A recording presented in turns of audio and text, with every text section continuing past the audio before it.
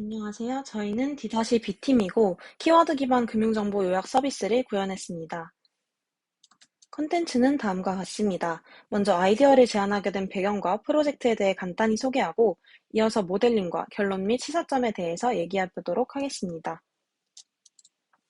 먼저 프로젝트 배경입니다.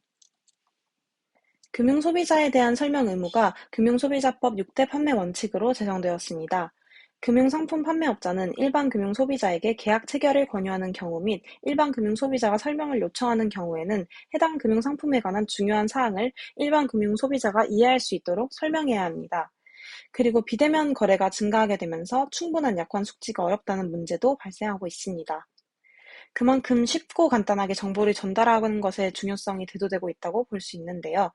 저희 팀은 금융 소비자에게 필요한 금융 정보를 쉽게 전달하고 궁극적으로는 금융 소비자 권익 제고를 위해 키워드 기반 금융정보 요약 서비스를 제안하게 되었습니다. 다음으로는 프로젝트 소개입니다. 첫 번째로 키워드 추출인데요. 토픽 모델링을 통해 약관별로 키워드를 추출합니다. 소비자는 키워드에 기반한 약관 스크리닝이 가능합니다.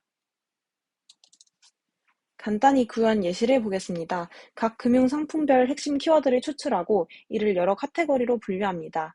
이후 소비자가 해당 카테고리를 선택하면 선택된 카테고리에 가장 알맞은 금융상품의 약관을 5문장 이내로 짧게 요약하여 보여줍니다.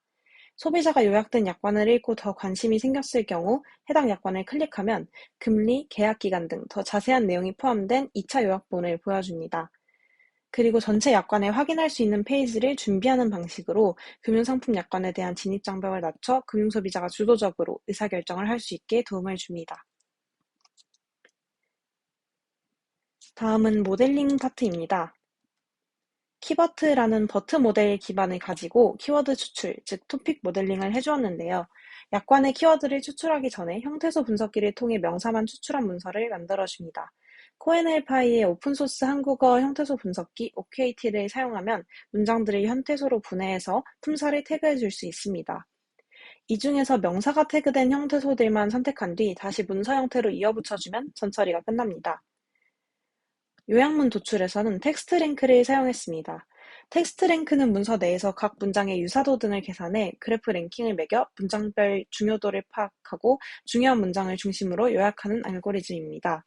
학습의 과정이 따로 필요하지 않아서 금융약관과 같이 데이터가 적은 텍스트 데이터에 대해 유용하게 사용되는 방법입니다. 토픽 모델링을 더 자세히 보도록 하겠습니다. 앞에서 설명한 것처럼 형태소 분석기를 가지고 명사만 남겨주게 되고 키버트의 익스트랙트 키워드 모듈을 이용해 키워드를 추출합니다. 키버트는 사용법이 정말 간단한 키워드 추출 기술입니다. 이때 키프레이즈 앵그램 레인지 인자를 통해서 몇 단어짜리 키워드를 추출할지 설정해 줄 수 있고 스탑 워즈 인자를 통해 불용어를 설정해 줄 수 있습니다. 은행명과 같이 자주 등장해서 모델이 중요하다고 판단할 확률이 높지만 사실상 별 의미가 없는 단어들을 불용어로 설정해 주었습니다. 키프레이즈 앵그램 레인지 인자를 조정해 한 단어, 두 단어, 세 단어까지 키워드를 추출했습니다. 요약문은 텍스트 랭크를 구현하기 위해 젠신 패키지의 서머라이즈를 이용했습니다. 옵션으로 레이시오를 다르게 설정하였는데 레이시오는 전체 문장에 대한 요약된 문장의 비율을 나타냅니다. 즉 레이시오가 1에 가까울수록 문장 전체에 가깝게 나오고 레이시오가 0에 가까울수록 더 짧게 요약이 됩니다. 레이시오에는 디폴트 값인 0.2와 0.05를 새로 설정해서 사용했습니다. 결과의 길이에서도 알 수 있듯이 레이시오가 적은 쪽의 결과가 더 짧고 더 생략된 형태로 나오게 됩니다. 결론 및 시사점입니다. 우선 기대 효과 부분인데요. 코로나 이후 언택트의 물결이 더욱 가속화되었고 이는 금융에서도 마찬가지입니다. 따라서 금융상품에 대한 소비자의 이해력이 더욱 중요해지는 시점이라고 할 수 있습니다. 금융 소비자 측면에서는 어렵고 복잡한 약관에 대한 진입 장벽을 낮춰 합리적인 의사결정 판단에 도움을 주고 궁극적으로는 소비자의 권리를 지킬 수 있습니다. 판매자의 관점에서는 약관 설명 의무에 대한 증명 책임 전환이 가능해지고 비용 감소에 도움을 줍니다. 최종 목표는 다음과 같습니다. 요약된 약관을 사용자 관점에서 더욱 접근하기 쉬운 글로 바꾸는 UX 라이팅 작업을 한 AI를 구현하는 것입니다.